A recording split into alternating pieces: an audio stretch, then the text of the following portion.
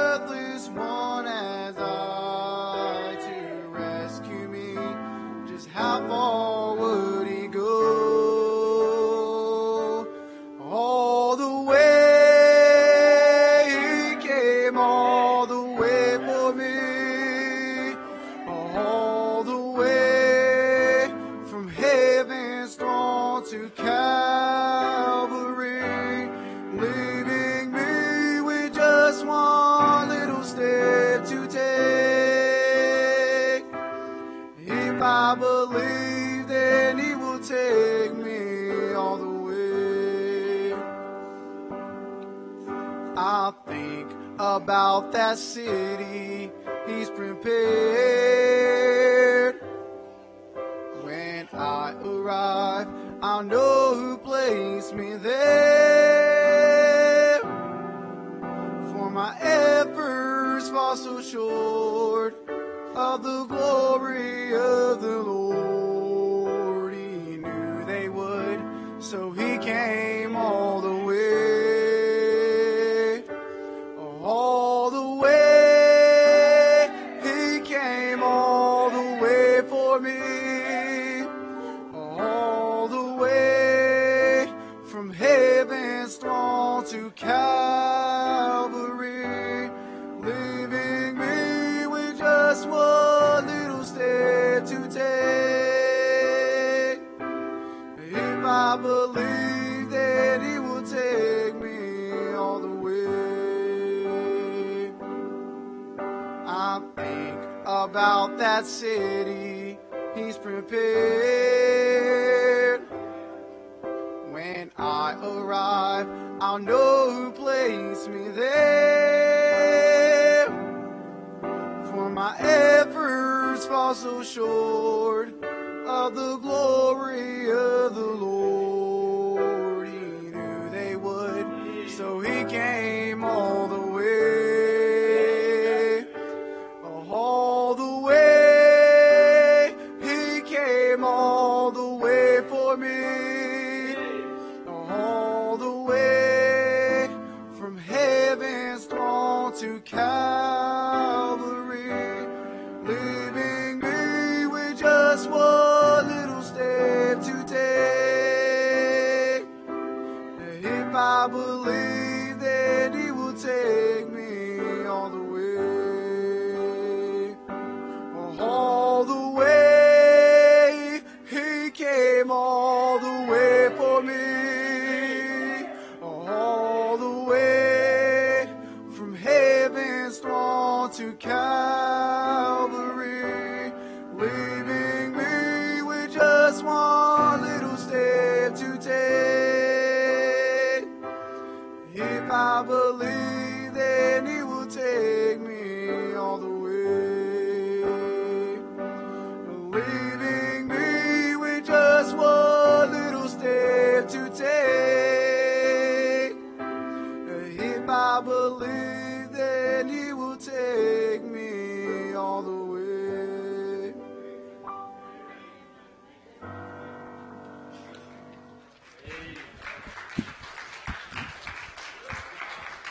Thank you for that. At this time, I'd like Micaiah, my brother, to come and bring what the Lord gave to him and preach to us.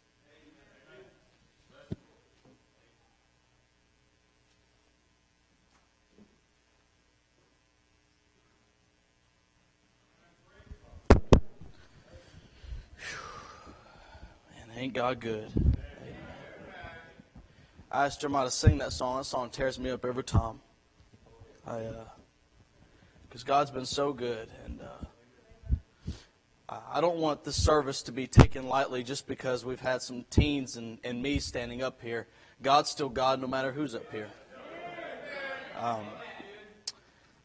God still wants to work, and I was praying because a lot of times people want to take church as a joke and as, oh, it's cute when teens want to get up and try to do something for God, but God can still use teenagers just like He can anybody. So, and I know these teenagers have a good heart and they're trying to do what's right, and I do too, and I hope to be a blessing to you tonight. 2 Samuel chapter 9 tonight. I want to say while I'm up here, thank y'all so much for coming to the wedding and just all the presents that were given. I know it was such a blessing to us, and I can't even tell you how much I appreciate every single one of y'all for the blessing you are. I know a lot of people want to give marriage a hard time. I remember me and Brother Charles doing work together, and Brother Charles is out here with me at the job site, and we're talking back and forth with each other. I'm about to get married. I'm nervous. And he's over here giving me encouraging words. Hey, marriage is awesome. And he's over here giving me exciting words about it. And then next thing you know, he's over here encouraging me. And this guy comes out of nowhere, this electrician, and he comes out of nowhere and just starts ranting at us. And he said, well, yeah, marriage isn't all what it's called out to be. He said, before I got married, my lady was, I do cook, I do watch the kids, I do all these things. And after we got married, it was, I don't. She said, I stopped cooking, she stopped bathing, and I said, dude, that's too much, man. You don't even be telling me all that. And, but man, marriage has been so great. It really has. God gave me the privilege to be able to be married to one of the most amazing girls in all the planet and all the world. So I'm deeply honored, and yeah, you can do it again. But she is. But it's definitely. I just want to say thank you to all of you. I'm trying to calm my nerves. I'm a little nervous tonight, but I'm definitely very excited. In 2 Samuel chapter 9, I know all y'all are probably thinking, "Oh, here we go again." Brother Eddie just preached a whole series out of this. What is Micaiah going to say?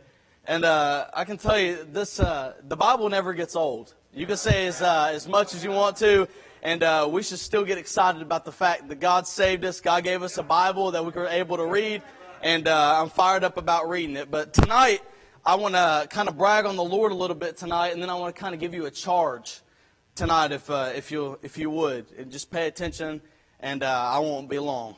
2 Samuel chapter 9. I want to start reading in verse number 1. It says, "And David said, Is there yet any that is left of the house of Saul, that I might show him kindness for Jonathan's sake? And there was of the house of Saul a servant whose name was Ziba. And when they had called him unto David, the king said unto him, Art thou Ziba? And he said, Thy servant is he. And the king said, Is there not yet any of the house of Saul, that I might show the kindness of God unto him? And Ziba said unto the king, Jonathan hath yet a son, which is lame on his feet. And the king said unto him, Where is he? And Ziba said unto the king, Behold, he is in the house of Machir, the son of Amiel, in Lodabar. Then King David sent and fetched him out of the house of Machir, the son of Amiel, from Lodabar. So what's happening here is Jonathan and David made a covenant, which you'll find that in 1 Samuel chapter 20, verse 14 through 17. Jonathan and David made a covenant. So what happened was Saul and them were all out there in the valley of Elah, and they come against Goliath. Now, all of them were being sissies, if you will, in the Christian life, if you will. But only one person would stand up and be courageous against Goliath. Because everybody else saw a giant problem, but David saw a giant God, if you would. So he got excited, he got up there, and he faced Goliath, and he beat Goliath with God's help. And then next thing you know, afterwards, all the ladies are singing, Saul has killed his thousands, but David his 10,000s. And Saul's over here jealous. Saul gets envious. Hey, here I am. I've killed all these people. I've done all these works. And David comes and does one thing. And next thing you know, everybody's praising David. And it says that Saul eyed David from that day forward. And he had a filter in his heart toward David. So next thing you know, you're going back and forth, back and forth. David comes around, Saul tries to kill him. David comes around, Saul tries to kill him. And Saul's trying to chase David wherever he goes, trying to kill him. But thankfully, he has no luck. And he goes back and forth. And Jonathan and David are like best buds. They're the best of friends. And I wish we had more friends like that these days. But they were the best of friends. So while Saul's trying to kill David, Jonathan and David are, the closest of friends. Well, next thing you know, Jonathan asked David to make a covenant that you will not kill all of our family. That you will leave some of a remnant left. And David said, I will make that covenant with you. Next thing you know, Jonathan and Saul go to battle, and both of them die. Well, the maiden taking care of Jonathan's son, Mephibosheth, gets scared, thinking that the enemy's coming. So she grabs Mephibosheth, takes off running, trips, drops Mephibosheth, and now Mephibosheth is lame, and he's crippled by a fall. Can I tell you tonight that we're all crippled by a fall of sin? And we're left in the place that we are tonight. But I want to tell you first off, as a good point is, I want to let you know the adoption that took place. I want to let you know the adoption that took place. You see, Mephibosheth was down where he couldn't get to where David was, but the king could go to where he was. And can I tell you, when we couldn't get to where the king was, the king came to us. And can I tell you, I'm so excited tonight at the fact that God has been so good to me, and He looked down in the mire and in all the mess that I was in and came down here and rescued me. I'm excited about the adoption tonight. I'm excited about all the great things that God has done tonight. Brother Carl got up this morning, and he was homeless for the longest time. His parents didn't want him around. He was stealing. He was doing drugs. And then next thing you know, he came to RU on a Friday night, and he got saved by the precious blood of the Lamb, and he was adopted into the family of the King. He was adopted. And what a blessing that was, that God will look down in the mess that we are in and rescue us out of that. My dad, before he got saved, was all in the mess and all the mire. And the next thing you know, he hears about the gospel and he gets saved. Praise the Lord for that. Brother Charles was in the muck and the mire, but Jesus Christ saved him out of that. Hey, I can go person after person after person because of how amazing it is to be adopted by the King. How amazing it is to be adopted by the King. The adoption process. I remember when I got saved, and I've told it a million times, and you can listen to it a million times more. But I remember I was 6 years old, and I remember being here at church, and my dad started preaching. And my dad's, and I love him to death, sometimes he'd be scared preaching. And that night he was preaching on hell. And man, was I scared. And then I went home with him. And I was sitting there, and I'm freaking out because I'm so scared about going to hell. And I say, Dad, hey, I got to get saved tonight. I want to get saved. And he pushes me off. He's like, no, wait till tomorrow. And he's trying to see if I was serious. And I said, Dad, no, we're getting this taken care of tonight. And that night I got saved. Man, I got so excited. I was calling everybody. I was calling my Meemaw, waking her up. It was like 6 o'clock. I was waking her up. I called the pizza place not only because I was excited, because I was hungry. And I was just so excited about everything God's done because I was adopted by the family of God, by the King. And I don't understand why He would adopt me. And I don't understand why He'd adopt any of you either. I mean, we come to the same church services, and to be honest with you, if I would have looked down, I would have seen the way we would act today. How God saved us from a devil's hell, and we come to church and we sit still. I don't know if I would have died for you, to be honest with you. But can I tell you, hey, we've been adopted by the King. We don't have to burn forever in hell because, hey, God paid the price on Calvary. We don't have to go to hell. What a blessing. There was a pastor, and he was going to see one of these guys that was coming to church, but he had stopped coming. And he went to go see this pastor. Well, he goes to see the guy at this house, and he pulls up, and the guy's standing out there, and there's this dog sitting up there jumping up and down like that, running in circles, just acting all crazy. Well, the pastor said, man, I'd love to get out and talk with you and socialize with you for a minute, but I'm afraid to get out. That dog's creepy. He looks like he has rabies or something. And he said, he's just acting out of what just happened. And the pastor is just sitting there, what? He's like, what happened? He said, well, first off, I'm going to tell you that this is a mutt, all right? He said, there ain't nothing special to him. We don't even got his papers. There's nothing to this guy. But we were sitting here, and we had realized our septic tank had gotten full. So we called the sewage people, and we got them to come over, and they brought this brand new truck. So they bring this brand new truck, they take off the lids of the sewage, and they throw that hose in there. And when they got halfway of taking all the sewage out, the pump went out on the sewage truck. Well, the guy says, I'm sorry about this. He said, I got an old truck back at the shop. It'll work fine. Just let me go get it. But I'm going to leave this top open and the hose in it, And just be careful around it. I'm going to leave. I'm going to go get the other truck, and just stay away from the sewage hole. The guy says, all right. He said, no problem.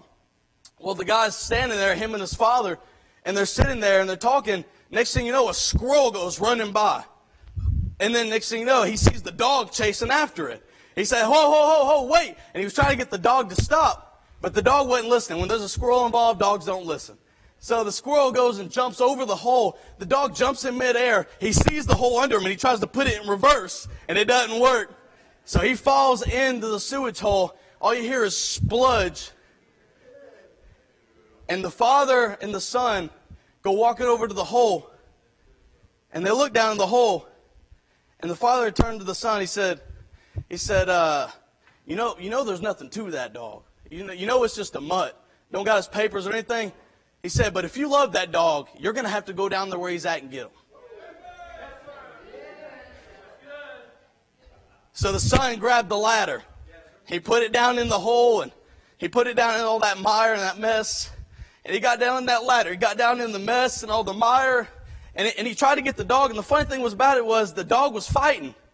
And he was trying to get the dog. And he finally got the dog up. And he got it all the way up the stairs. And he said, not only did I get it all the way up the stairs, he said, I took the water hose and I wiped it all off, cleaned it all up. And he said, that dog's been jumping up and down ever since. Just had the most joy ever. And he looked over and he said, what do you think? And he looked at the pastor, and the pastor was crying.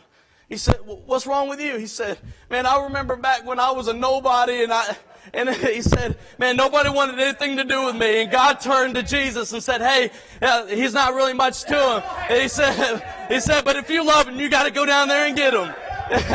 And so Jesus came down here, and he died on a old rugged cross to save you and me. And I've been shouting about it ever since. Because God's been so good. The adoption of the King, that he would come down here and that he would save somebody like you and me. The adoption that took place got gloriously saved. Gloriously saved. Luke 15:2 says, this man receiveth sinners and eateth with them. You know the reason why we can come to such a great church? Because this man receiveth sinners and he eats with them. You know the reason why we can have such a good family? Is because this man receiveth sinners and he eats with them. You know the reason why we get to have the honor and the privilege to be able to take bus kids to church? Because this man receiveth sinners and he eats with them. You know the reason why we're not going to go to hell and we're never going to burn ever? Not even going to see a glimpse of it? Because this man receiveth sinners and he eats with them. Because we got a great God. A great God. We don't have to ever worry about seeing hell. Because God loved us so much in his grace and in his mercy and said, well, nobody else will take them, I will. Nobody else will take them, I will. See, the adoption. And I want you to notice, secondly, the abandoned bridges of the past. The abandoned bridges of the past. You see, when the king came to him, he had to make a choice. And when he made that choice to go with the king, he had to make a choice that he was never going to go back. Romans 12:2 says, be not conformed to this world, but be ye transformed by the renewing of your mind, that you may prove it as that good and acceptable and perfect will of God. When you get saved, there should be no more conforming, but transforming. You should want to be as much like Jesus as you can be. You must be excited, because can I tell you, are you worth the price that Jesus Christ paid for you on Calvary? Are you worth the price? Let's take this chair, for instance. Let's say I go to the store, I buy this chair, and I'm so excited about using it. I mean, I paid the price. I had to work hours to pay for this chair.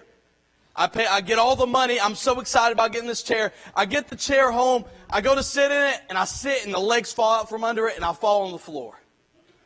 How mad do you think I'm going to be? I'm going to be mad. I just went through all the effort to work for it, and then not only that, I paid for it, and then now it's not even doing the job that I wanted it to do. A lot of y'all are going to be like that chair. You see, Jesus Christ paid a price for you, but I want to ask you, are you worth the price that he paid for you? Are you doing the job that he had paid for you to do? Is there a relationship? Is there work involved? Are you doing anything for Jesus to make it worth the price he paid for you? are you worth the price? Because can I tell you, I'm glad I'm not Jesus, to be honest with you. Because when I look at me, I would just get rid of me. Because I do what I want to on a day-to-day basis. I'm constantly conforming, doing what I want to do, and I'm never transforming. I'm never being more like Jesus Christ. 1 Corinthians 6:20 says, you are bought with a price. Therefore glorify God in your body and your spirit, which are God's. You're not bought for you. So we come to a church service. Okay, how's the preacher going to stir my emotions? Okay, what am I going to get out of this service? We always think about me, me, me, me, me. But Jesus bought you, and we're supposed to be doing everything we can for Him. Transforming versus conforming. I remember my dad, he got saved. I know I use my dad a lot, but my dad got saved. And he still had the long hair. He still had all the get up. He didn't know what to do. And he had gotten saved, but he went back into the bar. He didn't think nothing about it. And he went in the bar, and they asked him, hey, where have you been? He said, well, I got saved. And the lady said, well, what are you doing in here? He said, well, I don't know. And so he got up, and he walked out. And later on, he got all his buddies together, and all of his friends that he had ran with. And he said, hey, guys, I want to let you know I got saved. And he said, I can no longer run with y'all anymore. I can't do the things that y'all do. He said, if I want to win y'all, I want to lead y'all to Jesus, I can't be doing the things y'all are doing. That's transforming versus conforming. Can I tell you right now, if he would have conformed, those guys would have never gotten saved. He led most of them to the Lord. But if he would have conformed, he would have never led them to the Lord. Can I tell you right now, Shadrach, Meshach, and Abednego, when they were forced to conform, they transformed. If they would have never transformed into what Jesus wanted them to be, they wouldn't have made no impact. If David would have conformed like everybody else was standing there, he would have never made an impact. If Jesus would have conformed and didn't transform and go on down the cross and just do everything, who cares with it, we would not be in the position we are right now. So if you're ever going to do anything for Jesus, quit conforming and start transforming into what Jesus wants you to be. Are you worth the price that Jesus has paid for you? I want you to notice the adoption. I want you to know the abandoned bridges of the past. But thirdly, I want you to notice the amazing life that he had. He was always provided for. I want you to look in verse number 12 and 13. It says that Mephibosheth had a young son whose name was Micaiah. And all that dwelt in the house of Ziba were servants unto Mephibosheth. So Mephibosheth dwelt in Jerusalem, so he did eat continually at the king's table and was lame on both of his feet. God provided everything for him. And I want you to imagine, I want you to picture this. Mephibosheth is now saved. He's been adopted. He abandoned those bridges of the past. But I want you to imagine this. David and all of them are sitting at the table. They're all eating. You got all these mighty soldiers. You got all these great men sitting at this table. And then in comes rolling Mephibosheth in a wheelchair. He's rolling by, and while he's rolling, you can see a huge difference. But when he gets to that table, and they cover his legs with that sheet, with the cover of the table, you can no longer see a difference anymore. Because his problem, that sin, is covered. You don't ever got to worry about that anymore. What a blessing. He has an amazing life. Not only was he provided for the rest of his life, but his son was provided for. Can I tell you, I'm the benefit of a David coming to get a Mephibosheth. I'm a Micah, if you would. I'm eating at the king's table continually because somebody wanted to stop by and tell him about a king that could save him, that could bring him out of the mess and out of the world. And now I'm sitting here with all the benefits. I've never went to Lodabar. I've never had to be a part of what my dad's been a part of. Because I got to sit at the table continually. You get to eat all the provision, all the amazing things that the king provides for me. What a blessing. What a blessing. God's so good. He's so good. I can stand here and brag to you all night. Isaiah says to draw out of the wells of salvation. I'm still drawing, man. God's been so good. Because if it wasn't him dying on that cross, I don't know where I'd be. Actually, I do know where I'd be. I'd be in hell. But God's been so good. So good. And now I'm Micah. And now I'm married. I've got an amazing life. And I'm hoping to have a kid that I can invite to the King's table. And let him be involved with God. And everything that the King provides. What a blessing. That God wanted to invest in my life. God's so good. Some of you are Micahs here tonight. Some of you are Mephibosheth. But you're still at the King's table. And God's been so good, man, to brag on Him, to exalt His name together. And can I tell you right now, He's not worth not going a day praising His name and bragging to everybody about Him. Shame on me when I don't brag on everybody about how good Jesus is, how good the King is. All the provision that He has. I remember Brother Todd talking about the Father, all the benefits of the Father. God's been so good. The adoption, the abandoned bridges of the past, the amazing life. But I want you to turn to 2 Samuel chapter 19. 2 Samuel chapter 19. I'm almost done. Put yourself in Mephibosheth's shoes tonight as we go to this passage. 2 Samuel chapter 19. I want you to look at verse number 24.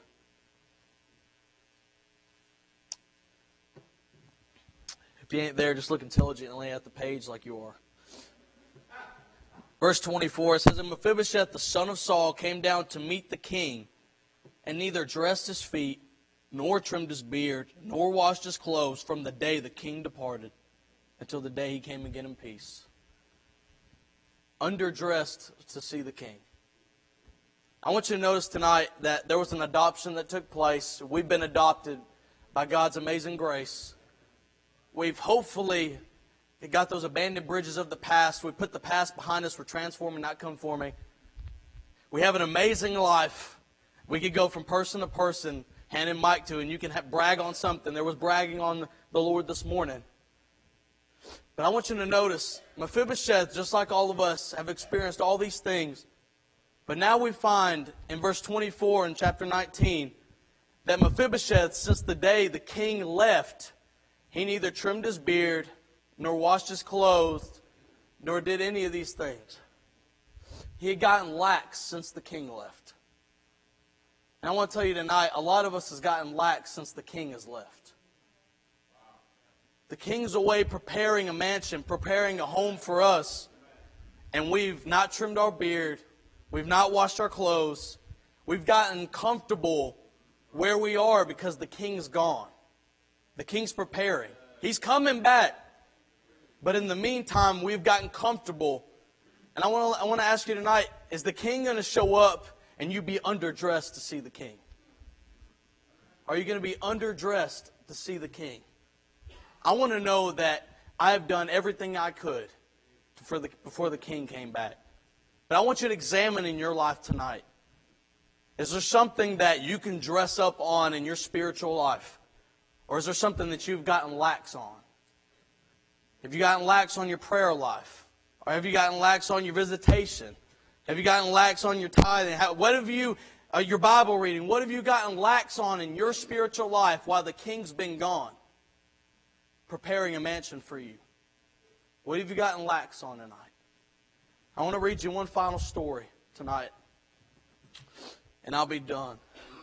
This is a true story. You can look it up, but it says Bill Wall was a typical man who lived in Arizona. He abused his body. He drank, smoked, didn't care. People didn't even really like him. Bill began to have heart trouble because of his life choices. He went on the heart transplant list, and there he languished in Arizona for 159 days, hoping and praying for someone to donate a heart. Unbeknownst to him, hundreds of miles away was a young man named Michael Brady.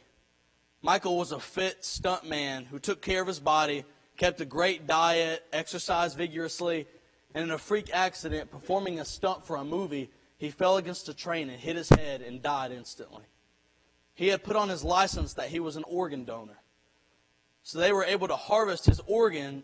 So sure enough, it was a perfect match for Bill Wall.